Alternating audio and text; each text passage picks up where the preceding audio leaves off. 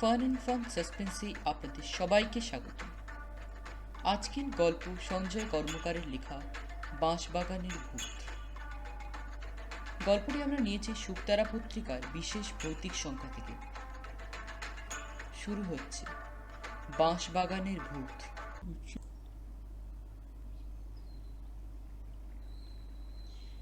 সন্ধ্যাবেলার আড্ডায় চায়ের কাপে সুরুত করে একটা চুমুক দিয়ে পরিমল বলে ওঠে, তোর যত সব বুজরুকি গল্প অয়ন, এত বছর ধরে এখানে বসবাস করছি, রাত বিরাতে বাড়ির বাইরে গিয়ে দিব্যি হাওয়া খাচ্ছি, কই কোনোদিন তো ভূত তোর চোখে পড়েনি। আর তুই মাত্র দুদিন বাড়িতে এসে ভূত দেখে ফেললি। বিশ্বাস করো ছোটকা, কাল রাতে আমি দোতলার ঘরে উঠে জানলার ধারে দাঁড়াতেই দেখি একটা ভয়ঙ্কর চেহারার মানুষ সামনের ওই বাঁশঝাড় থেকে নেমে একটু একটু করে এগিয়ে আসছিল এই বাড়িটার দিকে।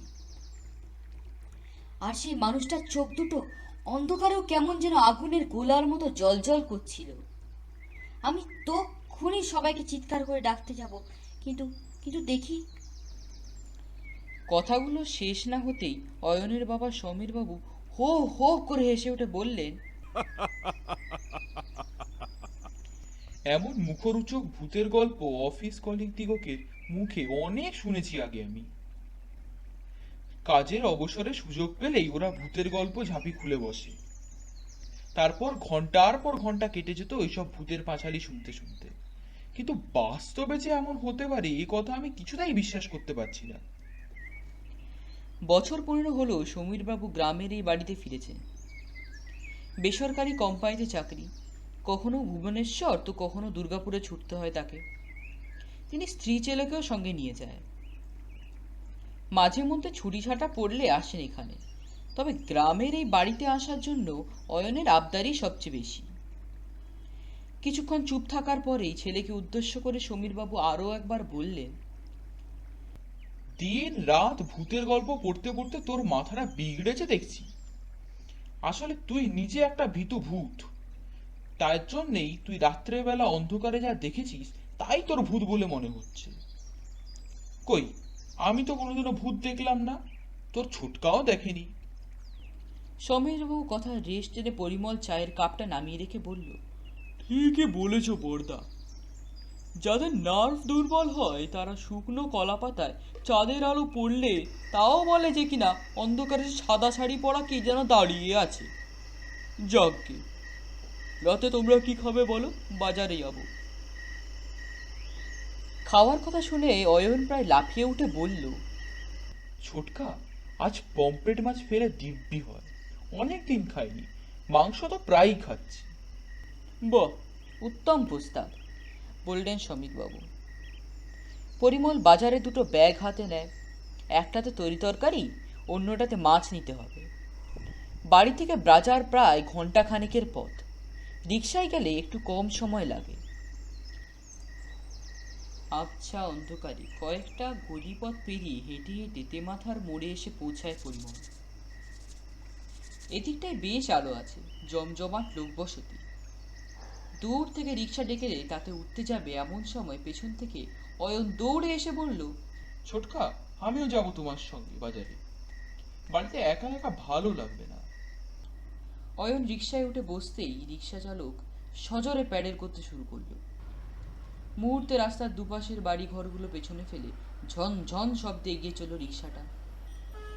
ফুরফুর হাওয়া খেতে খেতে অয়ন বলল, আচ্ছা ছোটকা, তুমি কি সত্যিই কোনোদিনও ভূত দেখোনি? তুই খেপেছিস নাকি? ভূত আসবে আমার কাছে? কতবার যে শ্মশানে মরা পুড়িয়ে একা একা অন্ধকার পথ ধরে বাড়ি ফিরেছি তা ইয়াত্তা নেই। কিন্তু ভূত টুট দেখা তো দূরের অন্ত, কোনোদিনও একটা গা ছমছম পর্যন্ত করেনি আমার। আসলে যে কোনো ভয় হলো মানের রোগ। যারা ভূত ভূত করে চিৎকার জুড়ে দেয় তারা নিজেরাই একটা আস্ত বড় ভূত। মানুষকে ওরাই ভয় পাইয়ে দেয়। কিন্তু কাল রাতে আমি সত্যি ভূত দেখেছি। সবসময় আমার চোখের সামনে সেই লোকটার চেহারা ভাসছে। কথাটা বলে অয়ন ওর ছোটকার হাত দুটো চেপে ধরে। পরিমল মৃদু হেসে বলে, ঠিক আছে বাবা, ঠিক আছে, আজ রাতে আমিই পরীক্ষা করে দেখবো তোর কথাটা কতটা সত্যি না মিথ্যে। আমি নিজে শোবো দোতলার ঘরে, সঙ্গে তুইও থাকবি। দেখি কোন ভূতভূত মামার সঙ্গে আসে। ছোটকার কথায় অয়ন একটা স্বস্তির নিঃশ্বাস ফেলে। দেখতে দেখতে বাজারটাও চলে আসে কাছে। দূর থেকে দেখা যাচ্ছে সার সার দোকানের আলো। তুই বেশ বয়া আছিস রে অয়ন, পমফ্রেট মাছ বাজারে রোজ পাওয়া যায় না। আজ তুই সঙ্গে এসেছিস বলেই বোধহয় একটু খুঁজোখুঁজি না করেই মাছটা পেয়ে গেলুম। যাক, এবার তরি তরকারিগুলো কিনে ফেলতে পারলেই আমার কাজ শেষ। কেজি দেড়েক মাছ কিনে ব্যাগের ভেতরে রেখে দিল পরিমল। মাছের বাজার থেকে একটু সামনে এগিয়ে গেলে সবজি বাজার। রাস্তার দুপাশে ঘিঞ্জি দোকানপাট। অয়ন হঠাৎই বলল, আচ্ছা ছোটকা, আজ রাতে সত্যি সত্যি তুমি আমার ঘরে বসবে ভূত দেখার জন্য? হ্যাঁ রে বাবা, সত্যি বলছি। কিন্তু এখন শোন, তুই এই জায়গাটা একটু দাঁড়া, আমি ততক্ষণ একটা রিক্সা ডেকে আনি। আর ব্যাগ দুটোরও খেয়াল রাখবি, একটু অন্যমনস্ক হলেই দেখবি কেউ নিয়ে চম্পট দিয়েছে। যা দিনকাল পড়েছে এখন। পরিমলের কথা শুনে অয়ন বলল, তুমি চিন্তা করো না ছোটকা, বাবার সঙ্গে তো আমি প্রায়ই বাজারে যাই, ব্যাগ আমি ঠিক সামনে রাখি। অয়নের গালটা একটু টিপে দিয়ে পরিমল মুচকি হেসে বলল, হ্যাঁ, তুই যে কি পালোয়ান সে আমি ভালোই বুঝতে পেরেছি। সেই জন্যই তো ভূতের ভয়ে কাঁপছিস। প্রায় মিনিট 15 পর পরিমল একটা রিক্সা ডেকে নিয়ে এলো। তাড়া দিয়ে বলল, অনেকটা লেট হয়ে গেছে রে অয়ন, নে শিগগির উঠে পড়। অয়নও সময় নষ্ট না করে চটপট উঠে পড়ল রিক্সায়। এত লেট কেন হলো ছোটকা?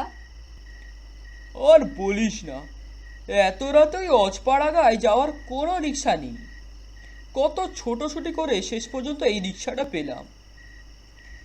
বাজার ছেড়ে কিছুটা এগিয়ে আসতেই হঠাৎ কেমন অন্ধকারে ডুবে গেল রাস্তাটা। নিশ্চয়ই লোডশেডিং।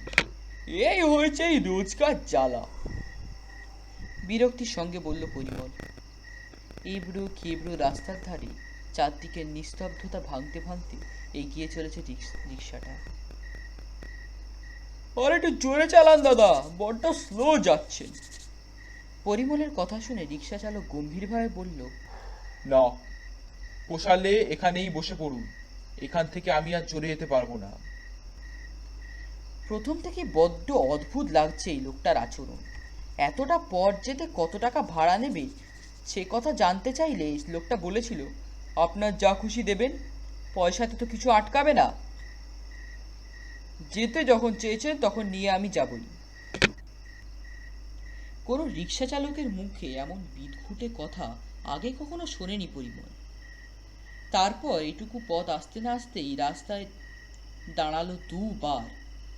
একবার বলল, একটু অপেক্ষা করেন দাদা, কাছেই আবার বাড়ি, এই ব্যাগটা দিয়ে আসি এখন, না হলে রাত্রে আর হাঁড়ি চড়বে না। তারপরের বার বলল, আর একটু অপেক্ষা করেন দাদা এখানটা, আমি দড়িগাছে একজন আমাকে আনতে দিয়েছিল, আমাকে বাজার থেকে কিনে আনতে বলেছিল। ঘন ঘন নিঃশ্বাস ফেলছে লোকটা, নিশ্চয়ই হাঁপের টান আছে। কোনো কথা বলেই হিঁকিয়ে উঠছে। অয়ন একটু ঘাবড়ে গেল। পরিমলের কানের কাছে মুখ নিয়ে ফিসফিস করে বলল, আমার কেমন যেন ভয় ভয় করছে ছোটকা। বাড়ি বাড়ি আসতে আর কত দেরি বলো তো? এই তো চলেই এসেছি প্রায়। আর একটা মোড় ঘুরলেই বাড়ির গলি পড়বে। তারপর পমফ্রেট মাছ দিয়ে জম্পেশ করে খাওয়া দাওয়া সেরেই তোর আর আমার ভূত দর্শন। কি বলিস? ভূতের নাম শুনতে অয়ন ওর ছোটকার হাতটা শক্ত করে চেপে ধরল। মিনিট 5 পরেই অয়ন দেখতে পেল একটা বাঁশ ঝাড়ের পাশ দিয়ে যাচ্ছে ওদের রিক্সাটা। দু একটা বাঁশ বিশ্রীভাবে ঝুঁকে পড়েছে রাস্তার ওপর। আচম্বিতেই রিক্সাটা সেখানে থেমে গেল। আর ভিতরে যাওয়া যাবে না, আপনারা এখানেই নেমে যান, গম্ভীর গলায় বলল রিক্সা চালক। সে কি, এইটুকু পথ নিয়ে যেতে পারছেন না? ওই তো সামনে বাড়ি আলো দেখা যাচ্ছে। পরিমলের কথা শুনে রিক্সা চালক সজোরে গলা খাকারি দিয়ে একটু দৃঢ়ভাবেই বলল, না। আর কথা বাড়ায়নি পরিমল। লোকটা এমনিতেই বদমেজাজি, আর তাছাড়া বাড়িও তো প্রায় চলেই এসেছি। চট করে রিক্সা থেকে নেমে পরিমল বলল, ঠিক আছে, ব্যাগ দুটো তুই নামা অয়ন, আমি ততক্ষণ ভাড়াটা মিটিয়ে দিই। অয়ন রিক্সা থেকে ব্যাগ দুটো নামাতে নামাতে বলল, আমি মাছের ব্যাগটা নিয়ে এগোতে থাকবো? ওই তো সামনেই বাজার, বাড়ির আলো দেখা যাচ্ছে। পারবে? তবে যা, আমি তাহলে সামনের গুমটি থেকে দুটো মোমবাতি নিয়ে আসছি, না হলে রাতে লোডশেডিং হলে তখন আর এক গেরো হয়ে যাবে। খুচরো পয়সা গুনতে গুনতে বলল পরিমল। রিক্সা ভাড়া মিটিয়ে অয়ন চলে যাওয়ার মিনিট 10 পর বাড়ি ঢুকলো পরিমল। অয়ন তখন বাবার সঙ্গে বসে দাবা খেলছে, আর চারদিক থেকে গোল করে বসে রয়েছে বৌদি, মা, শেষদি, সেই খেলা দেখছেন। হাত পা ধুয়ে এবার দর্শক হিসেবে যোগ দিলেন পরিমল। অয়ন ওর ছোটকাকে দেখেই প্রায় লাফিয়ে উঠে জিজ্ঞেস করলো, কি গো ছোটকা, পমফ্রেট মাছ পেলে? মানে? আমার সঙ্গে ঠাট্টা হচ্ছে বাঁদর? নিজের হাতে মাছ কিনলি, একসঙ্গে রিক্সায় বসে এলাম, আবার জিজ্ঞেস করা হচ্ছে মাছ পেলাম নাকি? ইয়ার কি বলে মনে করছিস নাকি? মাছের ব্যাগটা সাবধানে রেখেছিস তো? বেড়ালের যা উৎপাতে বাড়িতে। দাবার চাল বন্ধ রেখে সমীরবাবু এবার একটু অবাক হয়ে পরিমলের দিকে তাকালেন, তারপর বললেন, বাজার করতে গিয়ে 3 ঘন্টা পর তুই খালি হাতে বাড়ি ফিরে ঠাট্টা করছিস? অয়ন তো আমার সামনেই বসে আছে তখন থেকে। তুই চলে যাওয়ার পরেই তো অয়ন আমার সঙ্গে দাবা খেলা শুরু করেছে, এরা সবাই সাক্ষী। কি যে বলো বড়দা, তোমারও তো দেখছি মাথা গেছে। আমি বাড়ি থেকে বেরিয়ে রিক্সা ধরতে যাব, এমন সময় অয়ন গিয়ে বায়না ধরে বসলো আমার সঙ্গে বাজারে যাবে, আর তখন থেকেই তো আমার সঙ্গে ছিল। জাস্ট একটু আগেই মাছের ব্যাগ দিয়ে ওকে বাড়ি পাঠালাম। কি আজে বাজে বকছিস? বেশ উত্তেজিত হয়ে উঠলেন সমীরবাবু। পাশ থেকে অয়নের মা বললেন, তোমার দাদা তো ঠিকই বলেছে পরিমল, এতক্ষণ আমরা তো একসঙ্গেই আড্ডা দিলাম, অয়নি সবাইকে হাসি মারছিল। বড় বৌদির কথা শুনে এবার মাটিতে ধপ করে বসে পড়ল পরিমল।